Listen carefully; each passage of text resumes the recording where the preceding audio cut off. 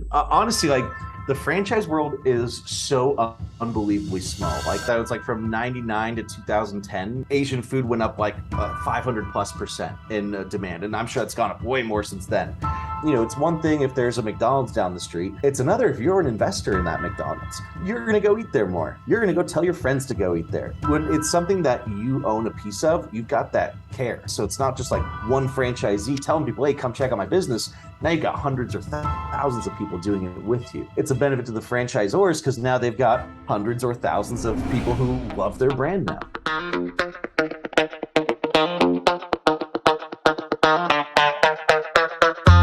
Tell me a little bit about like where you're at in the world. What's your, where are you sitting right now? So I'm in Chicago in River North. Just have you ever seen the famous like honeycomb towers? That's where. And what's this French fries book I see over your shoulder? Yeah, so more than just French fries, it was like a industry book on franchising. So it's like 15 business leaders in franchising talk about different parts of it.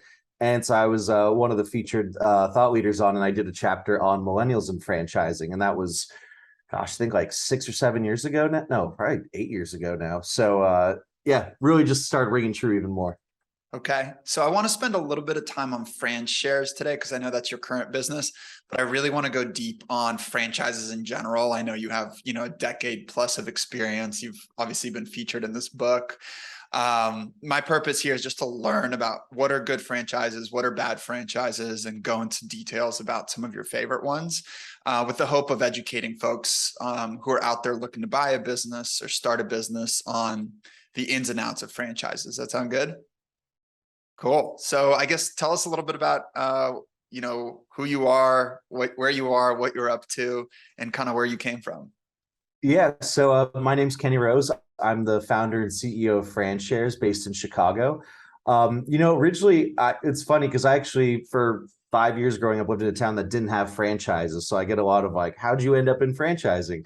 And, coming out of college, I wanted to be in financial services. I was an advisor at Merrill Lynch up in San Francisco and kind of saw the writing on the walls of, okay, robo-advisors are coming. The wirehouse life isn't that glamorous. Like, what else is out there? And family friend was the CEO of a company that coaches CEOs. And so, naturally, after I'm leaving Merrill, was like a good person to talk to for that next step. And he threw me an absolute curveball. What do you know about franchises? And I thought the same thing I've heard 1,000 times. Like, oh, it's only fast food, McDonald's, Taco Bell, Subway. And he stops me right there and he's like, oh, my company's a franchise.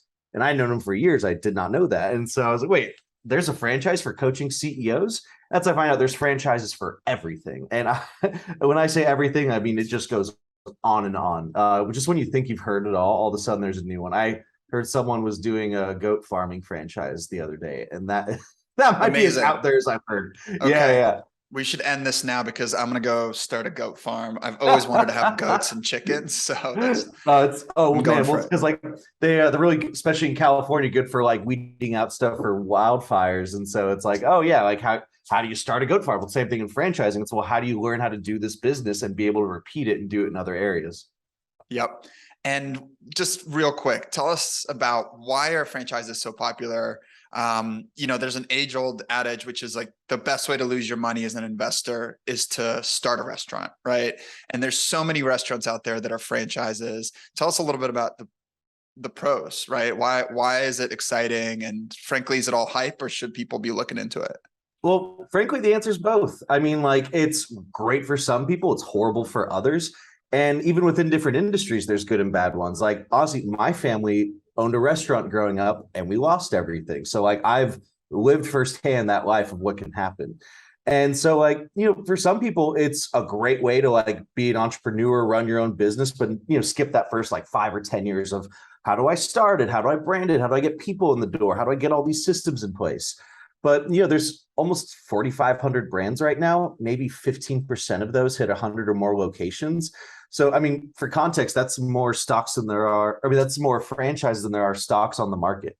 And so to say, like, if someone said, hey, is every stock good? You're like, oh, no, of course not. There's terrible ones out there. So, yeah, I mean, honestly, like, there are a ton of people who start franchise. They've got one location, a handful of locations, and they'll never go anywhere with that. And so, like, getting into the wrong franchise can be absolutely horrible for you, which is why it's really important to do all your research. So it's definitely not it's like are startups good to do? It's like, well, yeah, if you do it right, but also like there's a million ways to do it wrong. So it's a double-edged blade there.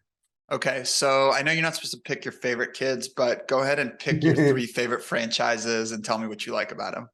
Yeah. So, well, I got to start with two that are actually we did in our first portfolio for FranShares because I had to come out with an absolute grand slam with this, and this is where I help people in the past was like how to find, evaluate, and research franchises. And so the two that we did, one I wanted to go in the food industry. It's what people are familiar with, but also do something that has a ton of upside there. And so, I didn't want to get into the war for pennies that is like fast food and especially burgers and chicken, well, chicken sandwiches, I should say. And I've known about this franchise for years, and they have over 350 locations open or in development right now. And it's a great challenger to a massive market that people just didn't really compete with, which was Asian food, quick service restaurants. Like if I asked you, what's an Asian food quick service restaurant? Panda Express all day. Can you tell me another one though? Got me. Nope, I don't have one. That's my point right there. That like the Asian food market is Pick so up massive. I sticks. read somewhere. Is that another one? Yeah, it is, but they're like 50 locations, I think. Okay, So, but yeah, cool. you got another one. You got there eventually. And so, you think like I read a stat that was like from 99 to 2010, I think. Asian food went up like 500+% in demand, and I'm sure it's gone up way more since then. And so you're like, well, why isn't there like a big competitor to Panda Express? And so that's where this franchise Teriyaki Madness came in. So like I said, 350 locations. I think they're open in like 27 states right now, and just a ton more that are coming out soon. And the couple things I really liked about it, for one, there's never going to be no competition. If there's no competition, it's probably not an industry you want to get in. But there's limited competition, and it's really just limited to Panda Express for the most part. And these guys really take kind of like the Chipotle meets Panda Express style, where it's everything's fresh made to order, including all of their sauces are made in house. Great loyalty and rewards program. Everything's customized, it's healthy. And their CEO, he's actually a multi-time CEO in the franchise world, Michael Haith. And he grew a couple brands to like hundreds, and I think one he sold at like 500+ locations. And so you saw this like great leadership, a great brand, amazing food. Like if you're on this and you see one near you, go check it out. It's amazing. Great thing about franchising is there's a lot of transparency, and you can see like what locations cost, what they make, and the profit margins are amazing on this one for food. I believe the average is like 14% net profit margin. And so like, especially in the food category, which is usually less than half of that, it's just a juggernaut there. And but then sorry, also what did you say this one has? 14% 14%. What is like compared to something else like a Taco Bell or something like that? I mean, Taco Bell's probably gonna have like around 5-ish. Like most fast foods are in the 5% area. So that's but revenue to net income. Very high volume though. That's the thing. Okay. And so actually I'll get to that in a bit because I do love my Taco Bell. And but like, also in this portfolio, we wanted to show people like, hey, franchising is not just food. Let's take a look at the whole spectrum of franchising and what's something that they've never seen before and they're just going to get and love. And so this one's been one of my favorite franchises I heard about it just because it was so unique and such a great business. And it's in the waste management space.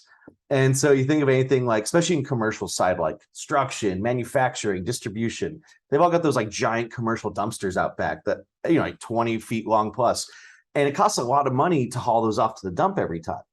And so this franchise is called Smash My Trash. Can you guess what they do?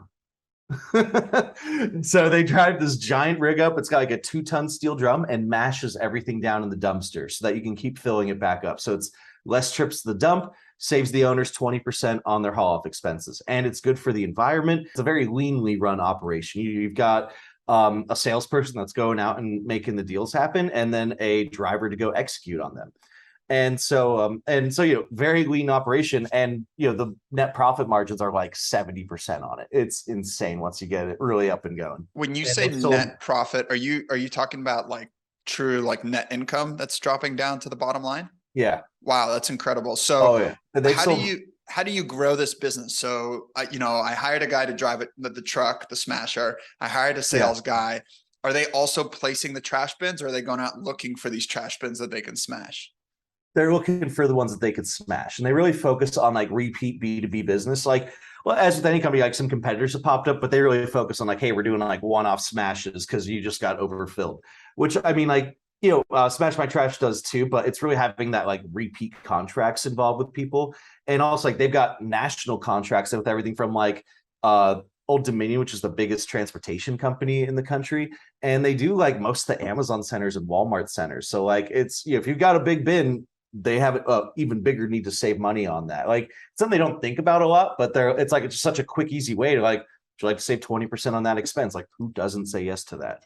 Do you know how much you pay to smash a trash can? It really varies depending where you are in the country and like how much it costs to haul stuff off to the dump. But I mean, it's usually like, I don't know, like $200. Okay, got it. Yeah. And So you get instead of like get it hauled off once a week, you get smashed once a week instead and just get it hauled off once a month. yep, that makes sense. And what have you seen, like, maybe the one that you guys invested in, how much is that one making in revenue per year and net income?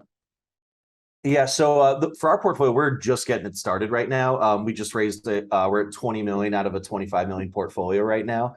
And but like from all the other Congrats, locations and by the like way. what they That's cool. thank you, appreciate it. Yeah. I don't have the verifiable facts, but we're pretty sure it's the largest equity crowdfunding launch ever. So real exciting. But as far as like what they have in their earnings claim, like every franchise registered or is regulated by the Federal Trade Commissions. So again, they say like, here's what they make, here's what they cost. So average location costs like 350 to 400,000, majority of that being a truck because you don't need a storefront.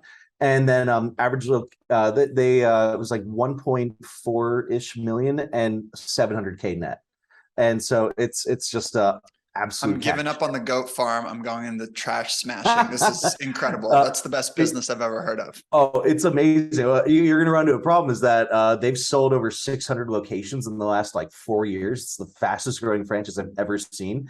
And I had to lay out to their CEO, hey, here's the grand plan. Here's what we're doing and how we're going to be your best franchisee on top of it. Yeah. And so with that, he was willing to lock down, like we got greater LA area, greater New Orleans, state of Rhode Island, and the Seattle area. So, Great. Congrats. just amazing markets for it. Yeah, I'm in across the LA. I'll space. drive your truck for you. If you let me, Oh, love it. I'm share on gonna the hold you LA to market.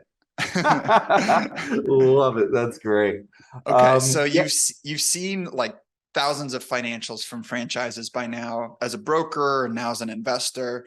Where does your eye go to immediately? What are like a few key items that you're looking for either in KPIs or financials when you see something? yeah. I mean, it's really going to vary business to business because, like, frankly, I love service businesses. They tend to have the least expenses and the highest margins, and it's all about people. But then you can look at things like the Taco Bells of the world, and they're all about process and its volume. And so you're trying to look at what those levers are going to be like. Is it that I have a high cost of goods sold or a high marketing expense? And am I able to start like bringing any of these down, like especially management costs? That's something that we love to be able to share across different locations, which is really going to improve performance and also reduce your costs. If you can like add in an extra like regional GM who's going to relieve the pressure of like how much management you need at other locations, it's really going to help you out there. But yeah, every franchise is just so different because like you could have everyone's gonna have a different line item. So yeah, you like trying to look at also things like what the expenses are like as far as do you have to buy stuff from the franchisor? Are they giving you a deal or are they pulling a Quiznos and kind of like taking you for an arm and a leg?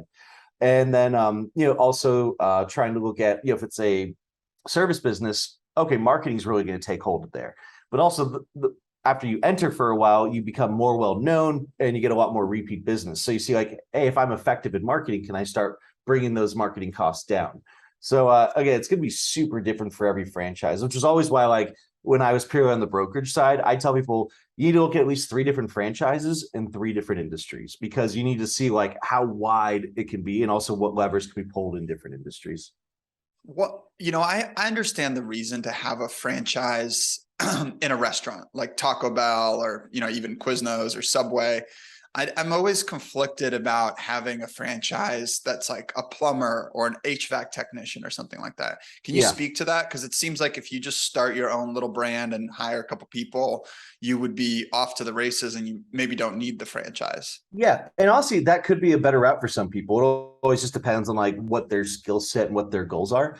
When it comes to like doing the franchise route instead, for one, you get the playbook. So it's not like, hey, how do I fix? So to use the plumber example, if you are a plumber, well, you have to figure, the plumbing side, you have to go learn how to build a business. How do you go and market it? How do you hire people? How do you do HR, accounting, like all these other parts on the business besides the actual plumbing? But then if you're a business person and you know all this other side of things, you need to learn the plumbing side. And so anyone who knows plumbing real well is going to say it's not something you just kind of walk into and start knowing everything about. And so they have to learn, okay, how does the plumbing side work? How do I hire the right plumbers? Because anyone could say like, oh yeah, I'm a plumber, you should hire me. But are they a good one? Do you know what questions to ask? Do you know how to vet them properly? So for one, it's again like skipping that first like 5 to 10 years of like the ups and downs of starting a business. But then also it's from your exit perspective too. You're thinking like, okay, I want to eventually sell this business probably. If it's like, hey, this is Kenny Rose's plumbing services. Well, another guy's probably not going to buy Kenny Rose's plumbing services. And then you have to change the name, but also it makes it a lot easier when you have this franchise support because they already have people who want to own franchises usually. And so it's like, especially when you have a resale of a franchise, you're going to get a much higher multiple than as an independent. And again, because you have all these systems in place, the brand recognition is always a funny term because people think of brand recognition as, oh, I recognize the golden arches. But the thing is, if you start going down the street, I'll use painting as a good example. If you use like five-star painting, you might not have heard the name unless you were in the market for getting your house painted. If you start doing research and all of a sudden you see, oh, look at this, they're a nationwide company. They've got all these reviews versus Kenny Rose's Plumbing. I have to work my way up all of that. And same thing with like the SEO side of things. Like you have to build all these other parts of the business. So it just makes it a lot easier to get up and like build a full scale business.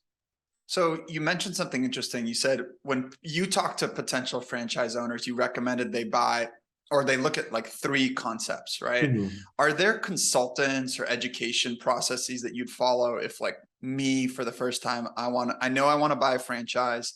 I know I want to own a business, but I don't know which ones to do. Are there coaches or there advisors that I should hire? How would you go about it?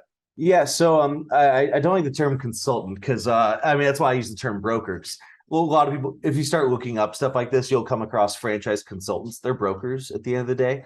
And so that's why like for my brokerage, I called it Zemfia Franchise Brokerage. So just like hang it up there.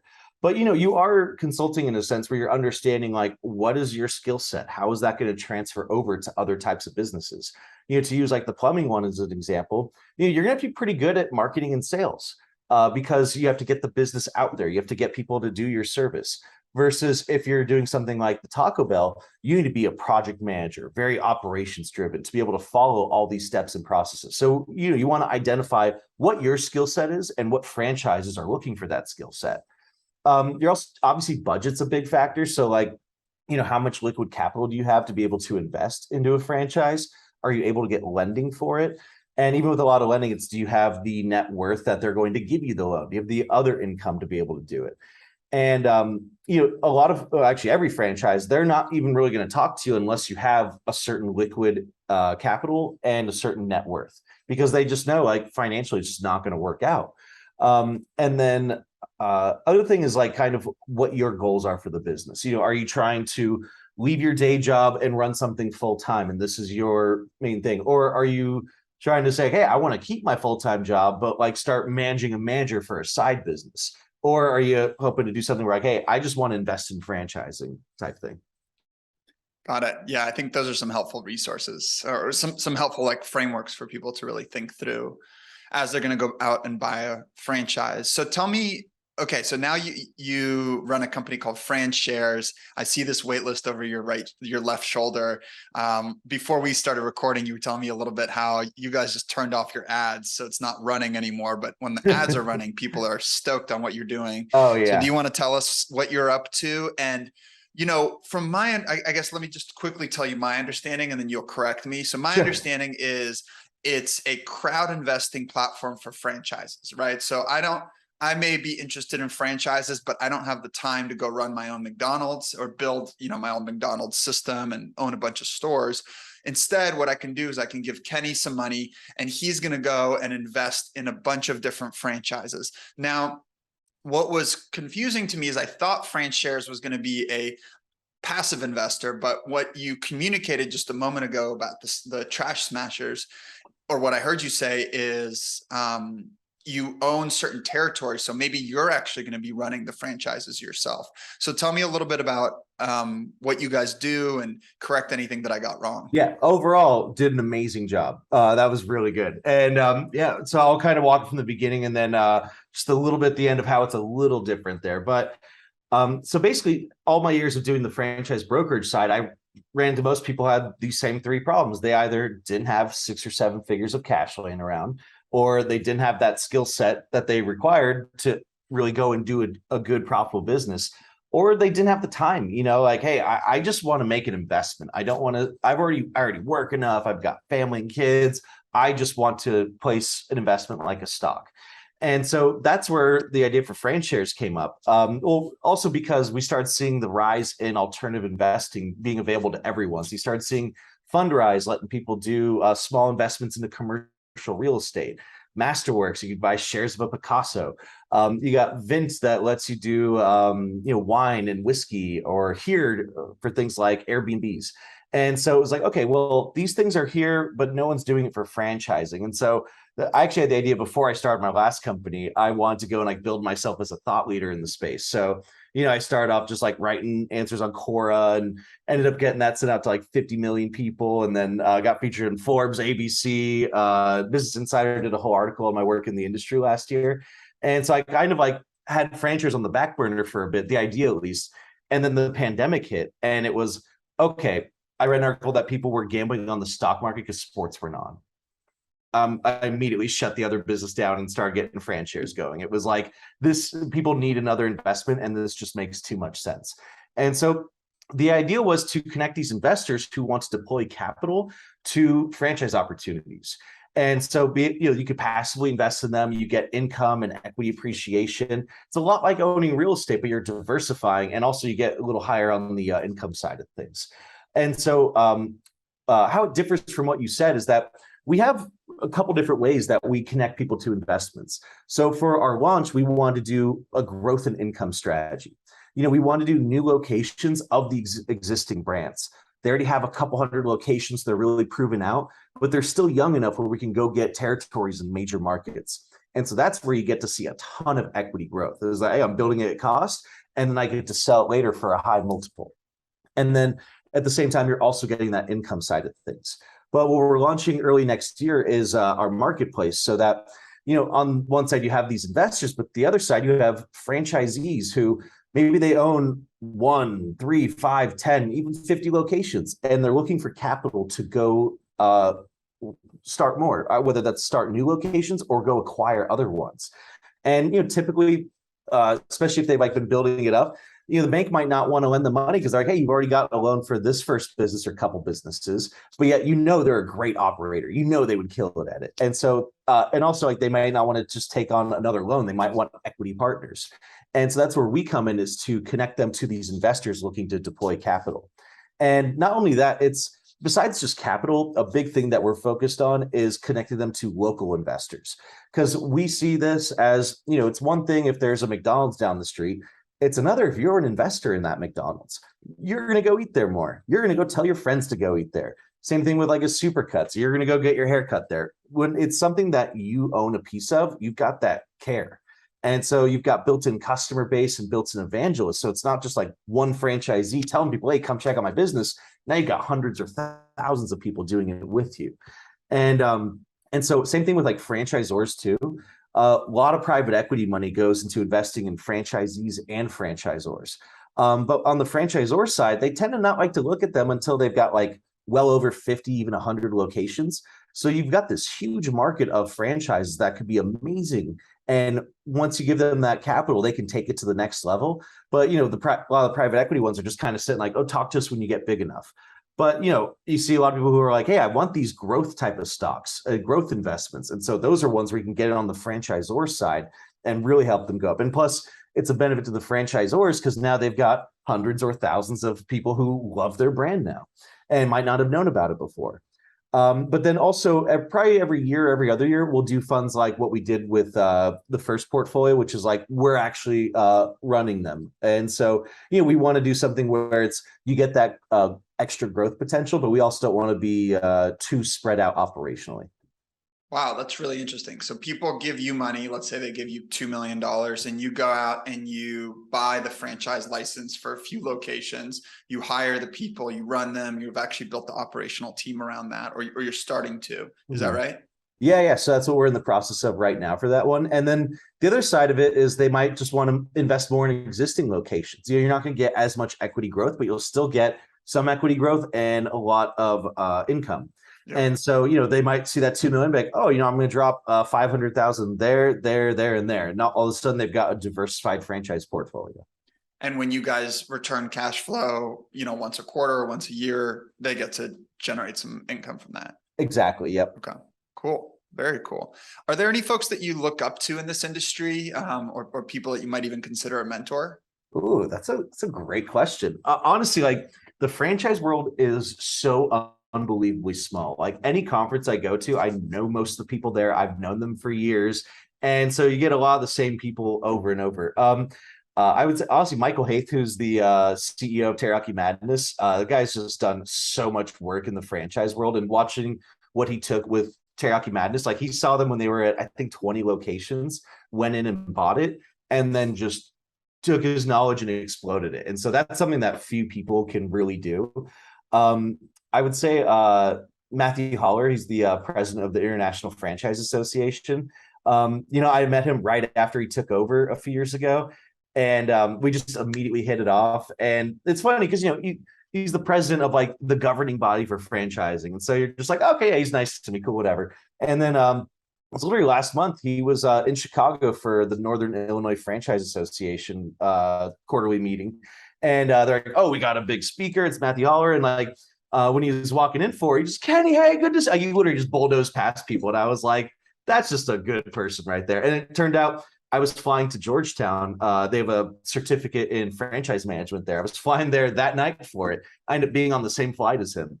And so we ended up like going to the airport, get on the flight, and got a cab back into the city together. And we were just talking like so much stuff about the greater franchise world. And I loved how much he understood what we were doing, both for like making franchising accessible and just like opening it up to the world, like not just from an investment, but like for understanding perspective. A lot of people have like this head trash of what a franchise is. They might take McDonald's corporate and they're like, oh, they think like Starbucks. It's like, oh, look at all these, this giant corporation. It's like, no, that McDonald's you go to is owned by a local person who probably lives within a mile or two of you. And everyone who works there is local. Like they have branding and operations from these guys, but like it's a local owner and employees there.